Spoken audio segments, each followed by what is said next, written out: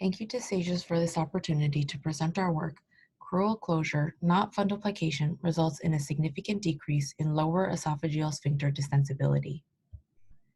Our disclosures are listed here.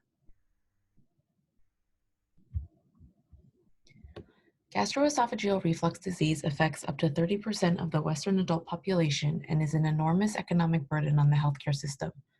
Of the $142 billion spent each year on all GI diseases, 10% of that is due to direct and indirect costs related to reflux. The majority of patients with reflux also have a hiatal hernia, and for those with medically refractory disease, surgery is a safe and effective option. The goal of anti-reflux surgery is to recreate the complex anatomic zone of the gastroesophageal junction.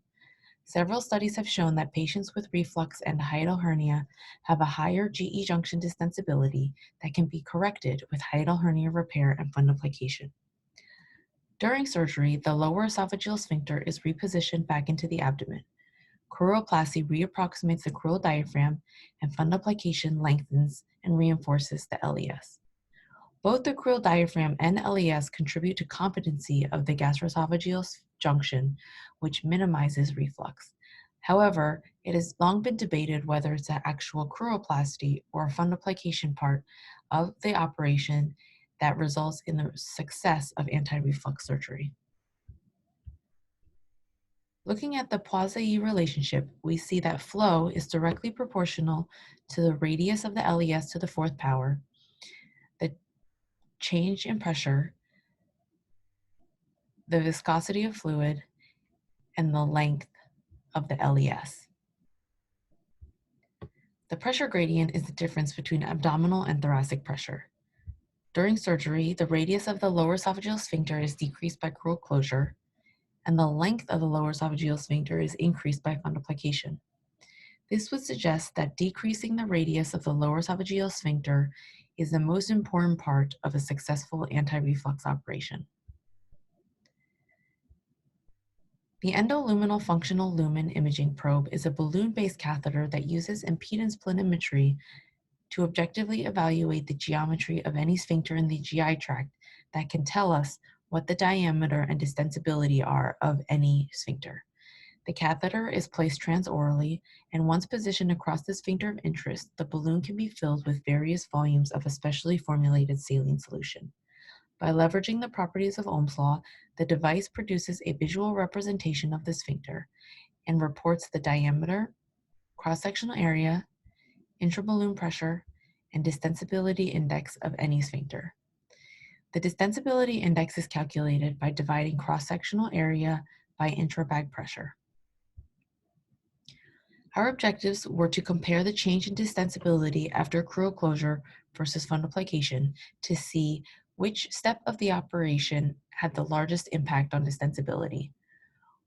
We also wanted to determine if subjective evaluation of crural tightness correlated to objective flip evaluation, as well as determining whether or not there was a correlation between wrap length and flip measurements. We queried a prospectively maintained quality database for all patients undergoing laparoscopic fundoplication and flip evaluation. Changes in lower esophageal sphincter distensibility after crural closure and after fundoplication were compared. Between August 2018 and February 2020, the flip was used for 97 fundoplications. Average age at surgery was 66 and average BMI was 29. Majority of patients underwent surgery for a symptomatic paraesophageal hernia, and 2/3 of the fundoplications performed were toupee. As you can see here, the changes in minimum diameter at different time points vary depending on the part of the operation. After hernia reduction, there is a significant increase in the minimum diameter. Following crural closure, there's a significant decrease, and following fundoplication, there was a significant increase due to the dilating effect of the bougie or flip balloon. Similarly, when looking at the distensibility index, you can see a slight increase after hernia reduction, but a dramatic decrease after crural closure, then a slight increase after fundoplication. This would suggest that crural closure has the largest impact on distensibility index during fundoplication. Additionally, we used a crural tightness rating system in which a score from 1 to 5 was assigned by the attending surgeon prior to obtaining endoflip measurements, 1 being the loosest and 5 being the tightest. We found that subjective assessment of crural tightness correlated well with endoflip measurements. The tighter the crura was rated, the lower the distensibility index, as well as the minimum diameter and cross-sectional area. In fact, all patients with a crural tightness greater than or equal to 4.5 had a final distensibility less than 2. In terms of evaluating wrap length, we utilized the endoflip images collected at the end of the operation. The point at which the lumen began to narrow was the starting and ending points for wrap length measurements. This is a visual demonstration of how the wrap length was calculated. There was no correlation between length of narrowing and flip measurements. The average length of narrowing was 4.1 centimeters, and there did not appear to be a correlation with distensibility, minimum diameter, cross-sectional area, or intraballoon pressure. In summary, crural closure results in a significant decrease in minimum diameter and distensibility, while fundoplication results in a slight increase of both. Subjective evaluation of crural tightness does correlate well with objective flip measurements, while length of wrap does not.